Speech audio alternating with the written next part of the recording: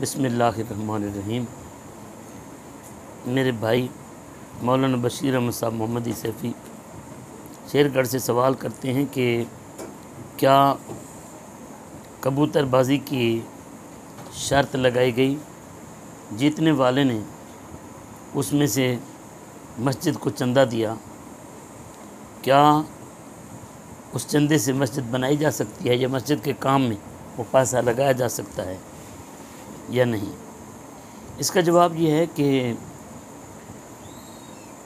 کبوتر بازی میں شرط لگانا یہ جوا ہے، اور جوا حرام ہے، اور حرام اللہ تبارک و تعالیٰ کو پسند نہیں ہے۔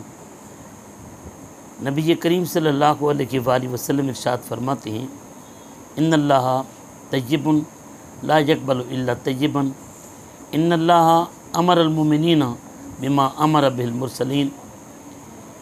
اللہ تبارک و تعالیٰ پاک ہے، پاک چیزوں کو پسند کرتا ہے۔ اللہ پاک نے مومنین کو بھی انہی کاموں کا حکم دیا، انہی چیزوں کا حکم دیا جن کاموں اور چیزوں کا حکم اللہ پاک نے اپنے انبیاء و مرسلین علی نبینا علیہ الصلوۃ والسلام کو دیا۔ پھر خالق کائنات ارشاد فرماتا ہے، یا ایھا الرسل کلوا من الطیبات واعملوا صالحا انی بما تعملون علیم۔ یہ انبیاء کے لیے حکم تھا، اور مومنین، مسلمین، صالحین، متقین کے لیے حکم یہ ہے، یا ایھا الذین آمنوا کلوا من طیبات ما رزقناکم۔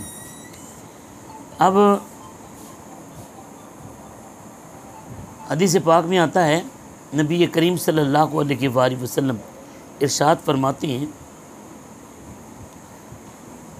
ایک بندہ جو طیل السفر اشعث اغبرا، لمبے سفر سے آتا ہے، غبار آلودہ ہے، بال بکھرے ہوئے ہیں، یمد یدہ الی السماء، آسمان کی طرف اپنے ہاتھوں کو اٹھاتا ہے، یا ربی یا ربی یا ربی کہہ کر وہ دعا مانگتا ہے، مطعمہ حرام و مشربہ حرام و ملبسہ حرام و غذی بالحرام۔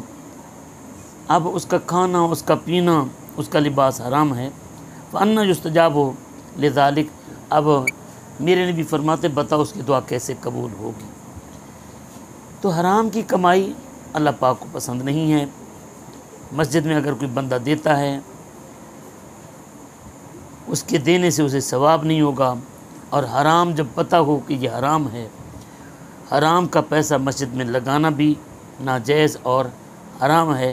اللہ تبارک و تعالیٰ کو حلال کے علاوہ کوئی چیز پسند نہیں ہے۔ لہٰذا یہ ذہن میں رکھا جائے کہ سود، رشوت یا جوے کی کمائی مسجد میں دینا، اس کا نہ دینے والے کو فائدہ ہے، نہ اس کو ثواب ملے گا، نہ ہی اللہ کے گھر میں لگانا اس کا جائز ہے، بلکہ حرام ہے۔